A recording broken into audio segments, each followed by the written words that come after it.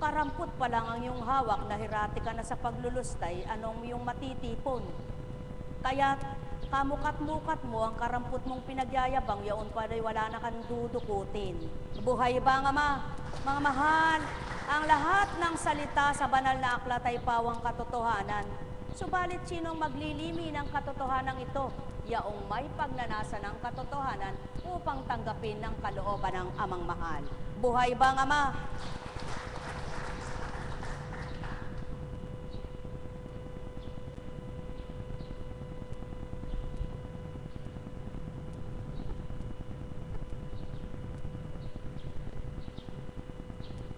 Mga minamahal, ilan lamang sa mga katagang pawang katotohanan kung pagninilayan ay makabubuti kanino man. Subalit, paano nga matitimpi ng tao ang kanyang sarili? Maliban na nga lamang kung ang sarili mo ay may tinanggap na, yaon ay ang amang magpipigil ng sarili mo bilang pagkatao. Buhay ba ang Diyos? Buhay ba ang Diyos? Kaya't ang nasisiyahan sa mabuti, humahanap ng kabutihan, at ang naghanap ng kabutihan, nasusumpungan ng kaliwanagan.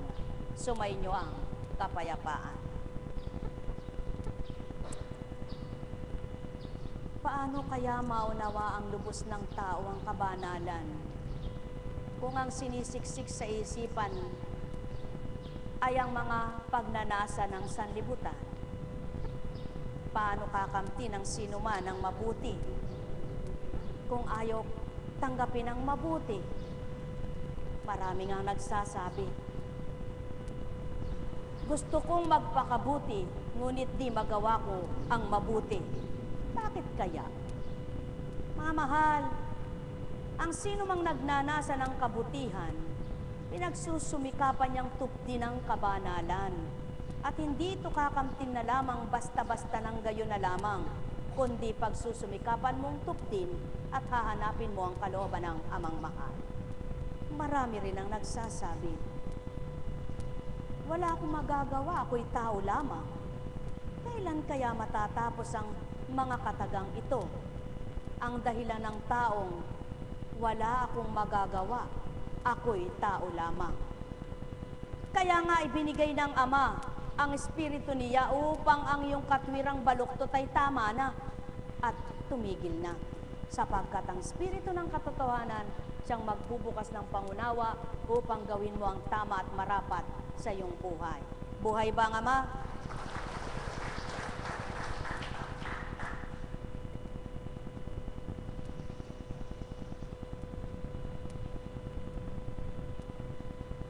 Pumango tayo mula kay Juan. Sinasabi ng ilang taga Jerusalem, hindi ba ito ang taong gusto nilang patayin? Kayan, lantaran siyang nagsasalita, ngunit wala silang sinasabi sa kanya. Baka naman nakilala ng mga pinuno na siya nga ang Mesiyas. Walang nakaalam saan magmumula ang Mesiyas pagparito niya. Ngunit alam natin kung saan nagmula ang taong ito. Kaya't nang nasa templo si Jesus at nagtuturo, malakas niyang sinabi, ako ba'y nakikilala ninyo? Alam ba ninyong saan ako nagmula? Hindi ako naparito sa ganang akin lamang. Ang totoo, ang siyang nagsugo sa akin. Ngunit, hindi ninyo siya kinikilala. Nakikilala ko siya sapagkat ako'y mula sa kanya at siyang nagsugo sa akin. Tinangkang dakpin siya, ngunit walang nangahas sapagkat hindi pa niya oras. Kung pagninilayan, bakit nga ba naguguluhan ang mga tao ng panahon na yaon? Ano't pinaghihirapan ng kalooban nila ang isang Mesiyas? Nang dahil hindi nila matutunan kung ano ang gawang mabuti. Subalit batid nila ang banal na salita at mga aral. Sapagkat wala silang pinagmamasdan kundi ang pagkatao ng isang Hesukristo. Ngunit ang pasubali hindi nila naramdaman at hindi nila nabatid kung ano ang taglay nito bilang espiritu. Mga mahal, paano mo nga maunawaan ang gawang pang-espiritu, ang pang-espiritual na gawain, kung ang hinahanap mo ay pangsanlibutan lamang?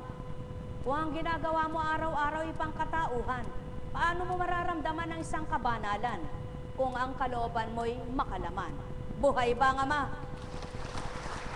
Kaya mapapalad ang nagsusumakit at nagsusumikap na tuptin at hangarin ang kabutihan at kabanalan sa pamamagitan ng Espiritong Banal na kanilang kinamtan. Buhay ba nga ma? Kay buti ng Ama, kay dakila niya, wagas at tapat ang pag-ibig niya. Walang maliw noon, ngayon at kailanman.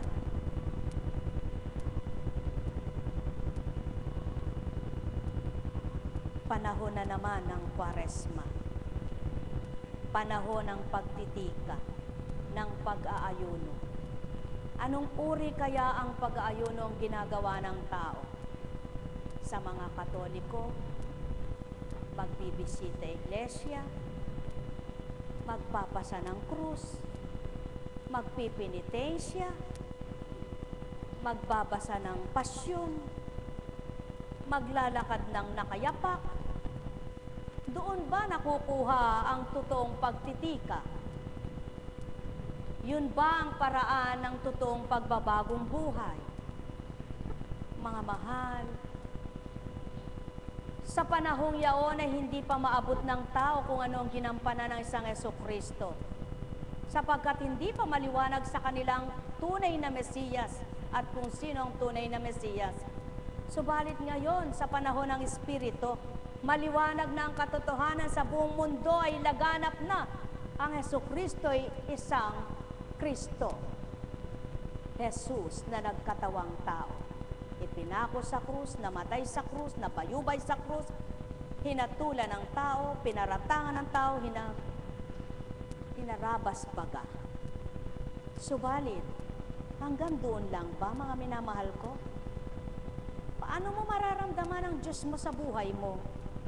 Paano mo lubos makikilala na may nagpakasakit sa iyo?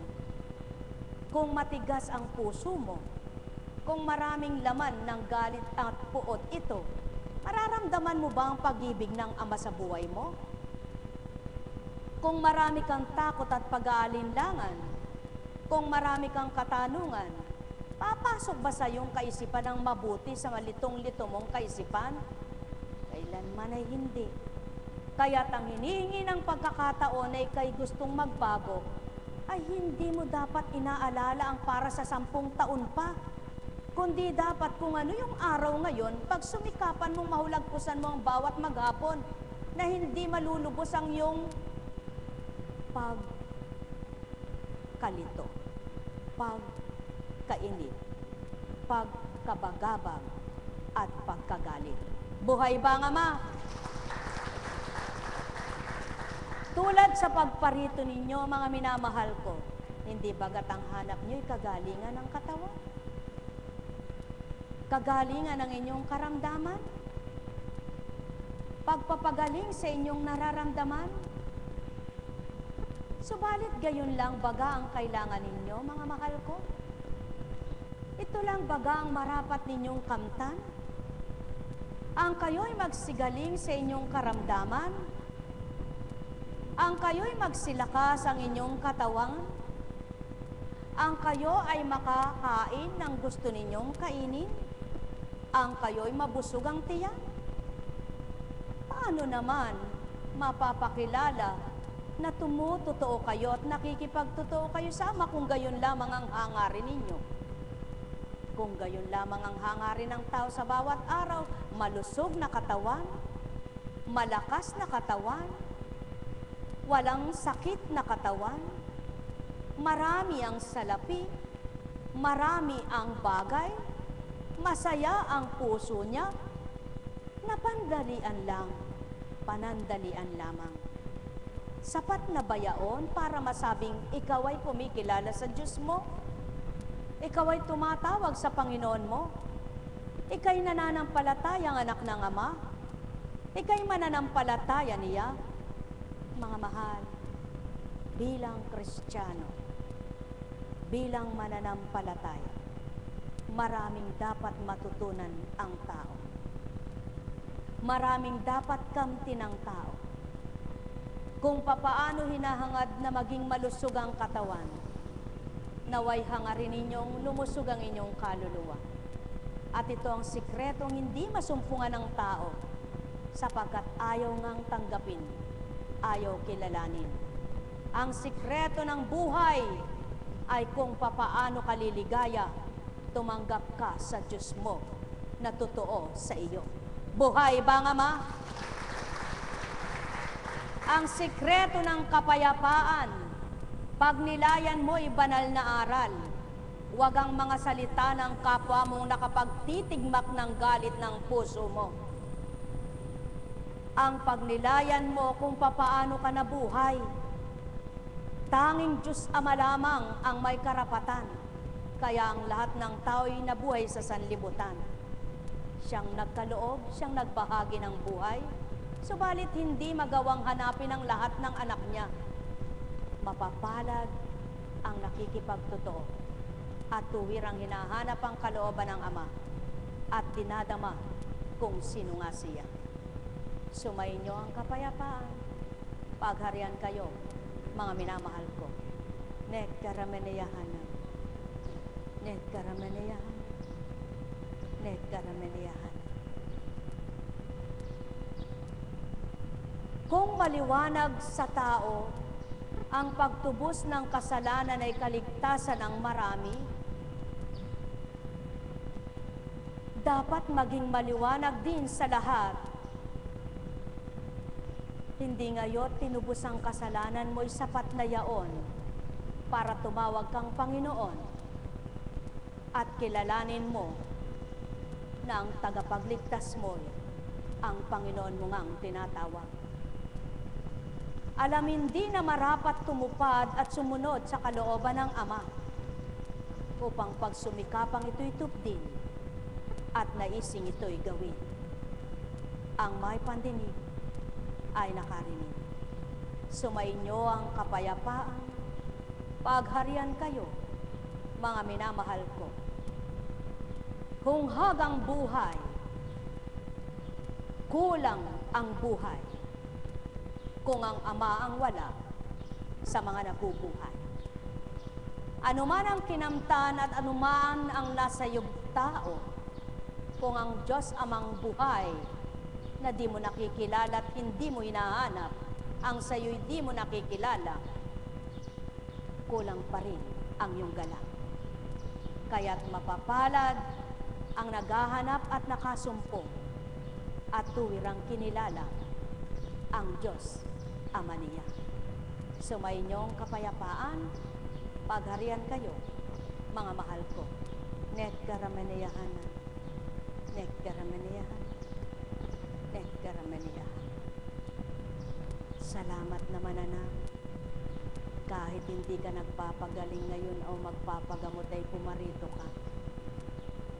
Ilan nga kaya ang makaalalang magbalik tulad ng isang ketungin na kaya lamang nakaalalang magbalik, malayo ang kanyang bayan.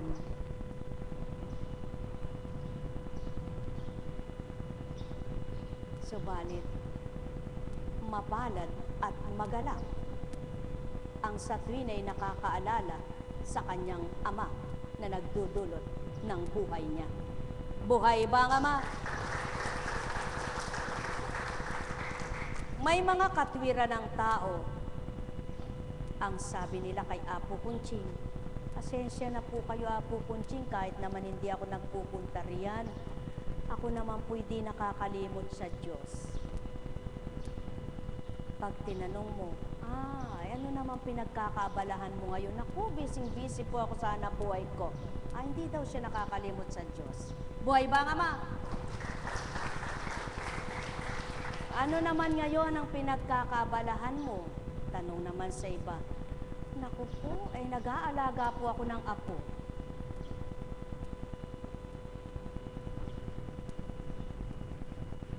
Sadyang napakaraming dahilan at katwiran ng tao. Ano kaya't idahilan din ni Apo Kunching, hindi ako lalabas ngayon sa inyo kasi mag-aalaga ako ng apo. Hindi ako maglilingkod ngayon sa inyo kasi ako'y may pupuntahan lang sandali. Kaya nga't kung pagninilayan ninyo, mga mahal ko, sapat ba ang makilala mo ang ama mo na ikaw ay pinagpapala niya? Sapat ba na tinatawagan mo siya sa lahat ng sandali na may kailangan ka lang sa kanya? O kahit wala kang pangangailangan, dapat sa isip mo'y huwag siyang mawaglit man lamang. At kahit wala